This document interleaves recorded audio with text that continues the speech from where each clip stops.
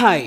ദൃശ്യം 3 എന്ന മോഹൻലാൽ ചിത്രം വീണ്ടും ചരിത്രം കുറിച്ചിരിക്കുകയാണ്. നമുക്കറിയാം 18-ാം തീയതി സിനിമയുടെ OTT റിലീസാണ്. അതുകൊണ്ട് തന്നെ കളക്ഷനിൽ കാര്യമായിട്ടുള്ള കുറവുണ്ടാവും എന്ന് നമ്മൾക്കറിയാം. പക്ഷേ ശനിയും ഞായറും കേരള ബോക്സ് ഓഫീസിൽ ഗംഭീര കളക്ഷനാണ് ദൃശ്യം 3 നേടിയിരിക്കുന്നത്. ഇന്നത്തെ കളക്ഷനോടുകൂടി ദൃശ്യം 3 കേരള ബോക്സ് ഓഫീസിൽ ഏറ്റവും കൂടുതൽ കളക്ഷൻ നേടിയെടുത്ത സിനിമകളുടെ പട്ടികയിൽ 4-ാം സ്ഥാനത്ത് എത്തിയിരിക്കുന്നു. റെക്കോർഡ് മറികടന്നതാവട്ടെ 2018 എന്ന സിനിമയുടെ റെക്കോർഡാണ് ദൃശ്യം 3 മറികടന്നത്. അതായത് കേരള ബോക്സ് ഓഫീസിൽ 5-ാം സ്ഥാനത്തായിരുന്നു ദൃശ്യം 3, ഇപ്പോൾ 4-ാം സ്ഥാനത്തിലേക്ക് വന്നിരിക്കുന്നു. കേരള ബോക്സ് ഓഫീസിൽ നിന്ന് ശനിയാഴ്ച ദിവസം 58 ലക്ഷം നേടിയെടുത്ത സിനിമ ഇന്നലെ 70 ലക്ഷത്തിനടുത്താണ് കേരള ബോക്സ് ഓഫീസിൽ നിന്ന് മാത്രം നേടിയെടുത്തത്. അതായത് ഇന്നലെ കേരളത്തിൽ നിന്ന് മാത്രം ഏറ്റവും കൂടുതൽ കളക്ഷൻ നേടിയെടുത്ത സിനിമ ദൃശ്യമാണ് എന്നുള്ളതാണ്. അടുത്തിറങ്ങിയ മോളിവുഡ് ടൈംസ്, അതുപോലെ ബ്ലാസ്റ്റ്, ഇതെല്ലാം ദൃശ്യത്തിന് താഴെയാണ്. അതായത് OTT റിലീസ് പ്രഖ്യാപിച്ചിട്ട് പോലും സിനിമയുടെ കളക്ഷൻ കുറയുന്നില്ല എന്നുള്ളത് തന്നെയാണ്.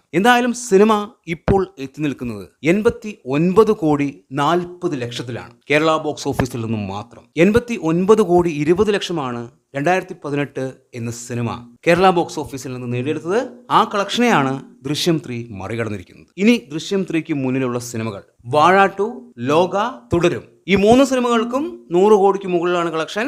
ആ കളക്ഷൻ റെക്കോർഡ് ദൃശ്യം 3 എന്തായാലും മറികടക്കില്ല. തുടരും എന്ന സിനിമ കേരള ബോക്സ് ഓഫീസിൽ നിന്ന് മാത്രം നേടിയെടുത്ത കളക്ഷൻ 119 കോടിയാണ്. കേരളത്തിൽ നിന്ന് മാത്രം 100 കോടി നേടുന്ന ആദ്യ ചിത്രവും തുടരും എന്ന സിനിമയാണ്. ലോക ചാപ്റ്റർ 1 121 കോടി, വാഴ 2 129 കോടി.